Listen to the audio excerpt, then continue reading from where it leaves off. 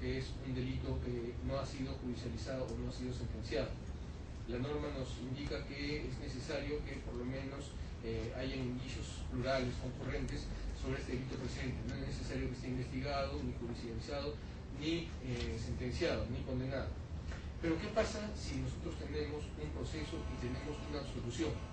Acá es donde viene la confusión. Y acá tenemos que distinguir precisamente cuál es el acto que es comprendido, que está subsumido en la definición típica de lavado de activos. Si nosotros encontramos que la persona ha sido investigada, procesada, absuelta por un delito que es muy propio, digamos un enriquecimiento ilícito, han habido casos en que personas que han sido investigadas por enriquecimiento ilícito han sido investigadas por lavado, y el enriquecimiento ilícito, que es un delito personalísimo, resulta absuelto, entonces acá desaparece el delito precedente. Si no hay delito precedente, no hay lavado. Pero ¿qué pasa si, por ejemplo, en un caso de tráfico de drogas, resulta a través del proceso una condena, una sentencia absolutoria? La persona investigada por lavado es absuelta, pero no obstante ello queda subsistente el vínculo con las personas que han participado en el tráfico ilícito de drogas. Entonces acá es este vínculo el que sí lo convierte en sujeto de lavado de activos. Es pasible de ser condenado eventualmente por lavado de activos porque tiene el vínculo con los que sí están involucrados en el delito presente. Porque el tráfico de drogas no es un delito personalísimo, como es el caso que les decía de enriquecimiento ilícito. Yo puedo no haber traficado con drogas, pero mi amigo, mi primo, mi pariente sí. Entonces es el vínculo el que sí configura esta figura criminal. Como les decía, en el caso del enriquecimiento ilícito, por ser un delito personalísimo, si a mí se me archiva la investigación por enriquecimiento ilícito, desaparece el delito previo. Ya no hay delito previo, por tanto no hay delito. Unos apuntes nomás sobre esta problemática, y quería terminar con un pequeño detalle respecto al sistema de prevención. En el sistema de prevención estamos encontrando una gran disfunción. Se supone que una de las herramientas fundamentales con las que contamos para la investigación de lavado de activos es el levantamiento del secreto bancario. Y como bien lo ha dicho el señor Carrecho, esto importa una serie de disposiciones de protección a los oficiales de cumplimiento, ¿no? Solo se les identifica con una clave para no ser llamados a investigación o proceso, para proteger su seguridad. Pero ¿qué es lo que está pasando en la práctica? Cuando un banco reporta una operación sospechosa y nosotros, a raíz de ese reporte y el informe de inteligencia financiera correspondiente, pedimos el levantamiento del secreto bancario, el banco, y no solo el que reporta, sino todo el sistema bancario, procede inmediatamente a cerrarle la cuenta a esa persona investigada, con lo que tenemos dos efectos perniciosos. En primer lugar, se le está avisando al investigado que hay una investigación abierta, y no solo eso, se le cierra la cuenta y se le dice llévese su plata a otra parte, lo que nos da la segunda afectación a nuestra investigación. Cuando nosotros encontramos después de la investigación que efectivamente había un lavado de activos, al tratar de ver qué bienes hay para incautar o para embargarse, según sea la estación procesal, no vamos a encontrar nada. Entonces, esta es una disfunción seria y ya la venimos conversando ya con el Comité de Oficiales de Cumplimiento, y bueno, veremos cómo evoluciona y qué solución tiene. Muchas gracias. Muchas gracias.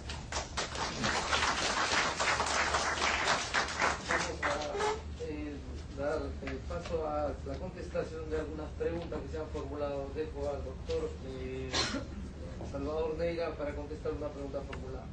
Bien, gracias, doctor.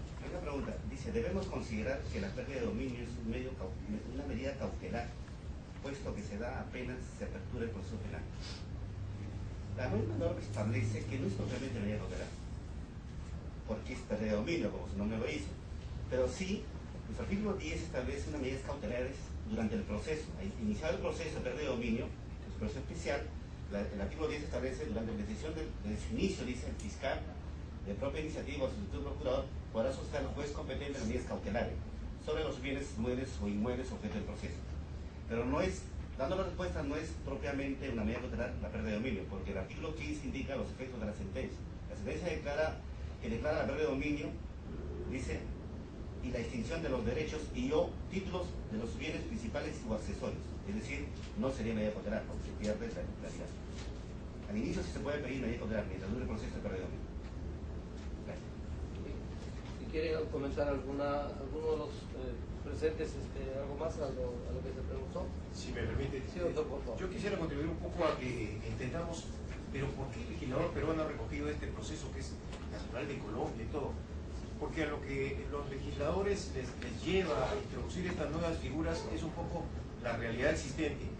Y yo quisiera un poco darles algunas cifras que se manejaron en el Ministerio de Justicia y en el Congreso cuando esto se tradujo finalmente en la aprobación de la ley 29212, la ley actual del proceso de pérdida de dominio, que fue más o menos creo hacia marzo o abril del año 2008. O sea, cifras que contribuyeron a, efectivamente, nosotros también necesitamos una ley de pérdida de dominio. ¿Cuál era el problema?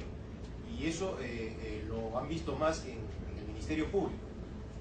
Muchos bienes que iniciados un proceso judicial penal contra no solamente narcotraficantes, sino una serie de criminales, en el abuso de medidas de garantía constitucional, normalmente, digamos, todas estas acciones de garantía, conseguimos que de repente el criminal, y siempre hay buenos elementos y malos elementos en toda una administración, de repente el día de mañana ya no se encontraba en el país. Pero sin embargo se habían tomado medidas cautelares, ¿no?, de congelamiento, decomiso y incautación de bienes.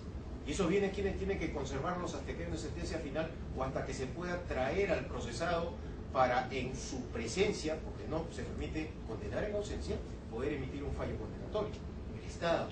Y entonces evidentemente es un gasto para el Estado. Y muchos bienes se perdían. Yo he sido testigo, he conversado muchas veces, por ejemplo, con la fiscal antidrogas, me decía, doctor, muchas avionetas de los narcos colombianos en la selva que se perdían. O sea, una acción de garantía, ¿no?, pierde en polvorosa, y sin embargo las avionetas, los aviones, a conservarse, ¿quién? Los gastos por el Estado. ¿Y qué hacemos con esos bienes? Y quiero simplemente terminar en darles unas estadísticas que se manejaron. Este es en el periodo 2001-2006, ¿correcto? Acá tengo una relación de bienes incautados y administrados por Comavit, que es la Comisión de Administración de Bienes Incautados y Decomisados por el Poder Judicial. En el periodo 2001-2006 se encontraban en este proceso 30 inmuebles de vivienda, 16 terrenos, 11 autos blindados, 12 automóviles normales, 16 camionetas pick-up y otros bienes muebles aproximadamente 1.300. En la estadística de esta entidad pública que se llama el OFECOT, que es la Oficina de Control de Drogas, igual en ese mismo periodo existían en este proceso de incautación y decomiso 180 inmuebles, 878 vehículos, de ellos 11 de materia marítima, 18 aviones y avionetas y 849 vehículos y otros bienes muebles más. Frente a esto, ¿no tenía que ser algo el Estado?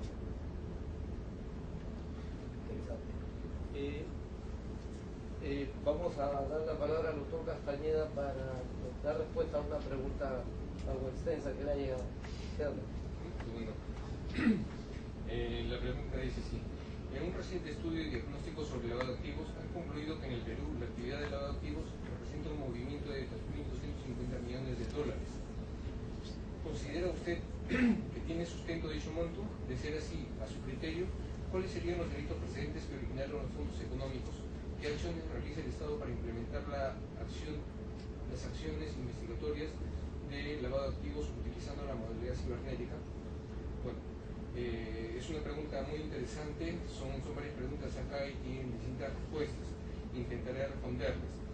El estudio de lavado de activos que se ha efectuado en realidad presenta unas determinadas estadísticas, pero estas yo creo que son materia de alguna observación adicional. ¿Por qué? He tenido la oportunidad de ver estas estadísticas y el ver cómo se han construido, y les puedo decir que no reflejan exactamente la realidad. Gran parte de estas estadísticas se basan en los informes de la Unidad de Inteligencia Financiera, los reportes que se han producido, lo que han informado al Ministerio Público. Pero ¿qué pasa? Como les decía momentos atrás, dentro de lo que informa la Unidad de Inteligencia Financiera hay muchos casos en que ellos, por ser solamente investigadores de gabinete, no hacer investigación de campo, ellos no citan a la persona investigada, no tienen una explicación del origen de estos fondos y nosotros cuando iniciamos investigaciones, a veces muy rápidamente o en otros casos después de algún tiempo, logramos determinar que estos fondos tienen procedencia lícita.